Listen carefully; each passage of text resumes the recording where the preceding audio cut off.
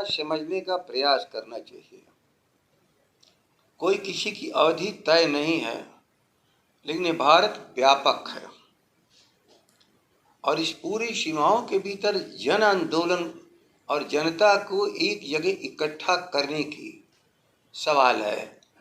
उसके लिए सवाल है कि जब वह चुनाव हमारा 24 में होगा तो पूरे देश के अंदर लगातार घूमने का प्रयास नीतीश जी को करना पड़ेगा, क्योंकि भविष्य उनके तरफ देख रहा है, बिहार देख रहा है। समाजवादियों की तरफ से, बिहार की तरफ से, और राष्ट्र के नेतृत्व करने की योग्यता वरिष्ठतम समाजवादी के नाते हम लोग उनको स्वीकार कर चुके हैं। इसे सवाल ये नहीं है कि उनकी अवधि क्या है, सवाल ये है कि 2024 में बिहार का समाजवादी, वरिष्ठतम समाजवादी इस देश का नेतृत्व करेगा। ये प्रश्न को तोड़ मरोड़ कर लोग खड़ा कर रहे हैं। भूलो मत, तुम लोग तो जो हमारे मीडिया के बंधु हैं वो तो कभी होली मनवा देते हैं, कभी दीपावली मना देते हैं, वो तो कुछ महीने की बात करते हैं। आप ही लोग कहते हो कि नीतीश जी ने तो मुख्यमंत्री का संबोधन कर दिया।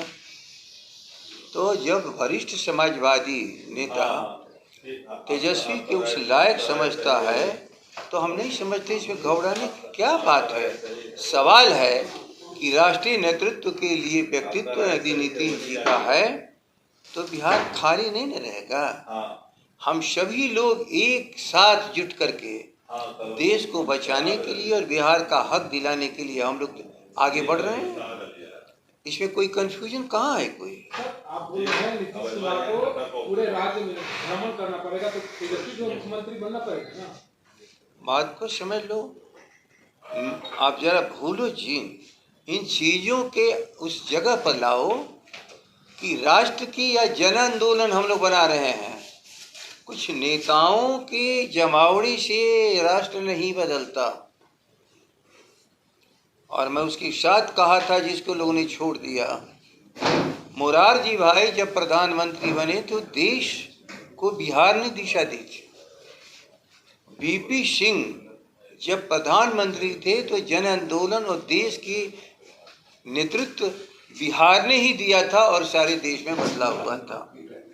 तो बदलाव जनता के बीच से निकलेगी, जनता के बीच में हम सबको जाना ही पड़ेगा, क्योंकि आज के दिन लोग कहते हैं कि ये टुकड़े टुकड़े में बटे हुए लोगों का क्या होगा।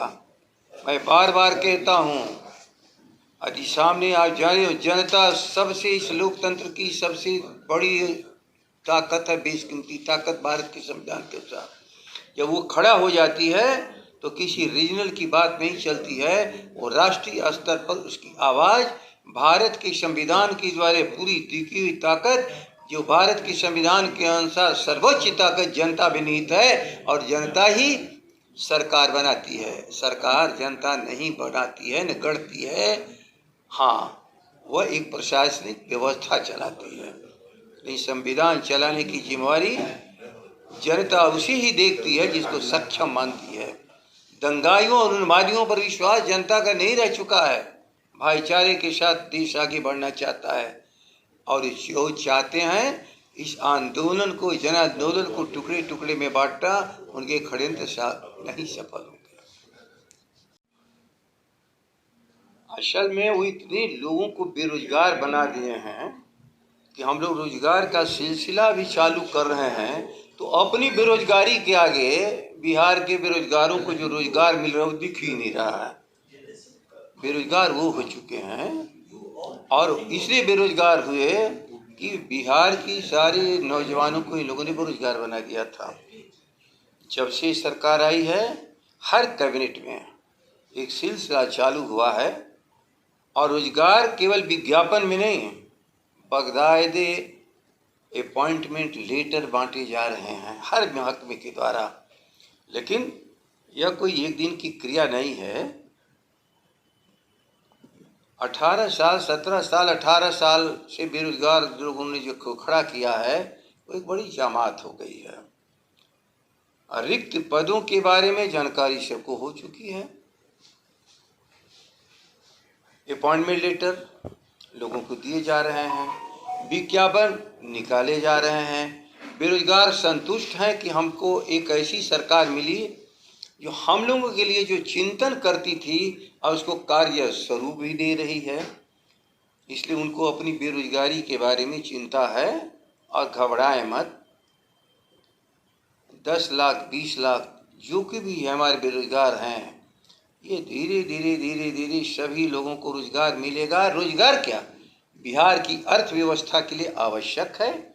सेवकों की उतनी बड़ी जमात की आवश्यकता है जितने सेवक चाहिए, और वो सेवक सब विशेषज्ञ हैं विभिन्न क्षेत्रों के, और आवश्यकता विभिन्न क्षेत्रों में जो है उसके लिए कार्य दिया जा रहा है।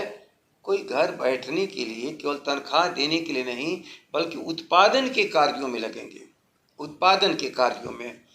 और वह उत्पादन का कार्य जिस दिन सिलसिला शुरू होगा उस दिन एक बड़ा विस्तृत बाजार भी खड़ा होगा। आज के सीमित और संकुचित बाजार में आवश्यकता का आकलन है वो, वरना वो बाजार की अनंत संभावनाएं हैं। और बिहार की तरफ पूरा देश देख रहा है कि बेरोजगारी का हल करने के लिए कैसा नौजवान ने नारा दे दिया कि पूरा देश के निकम्मे लोग घबरा रहे हैं।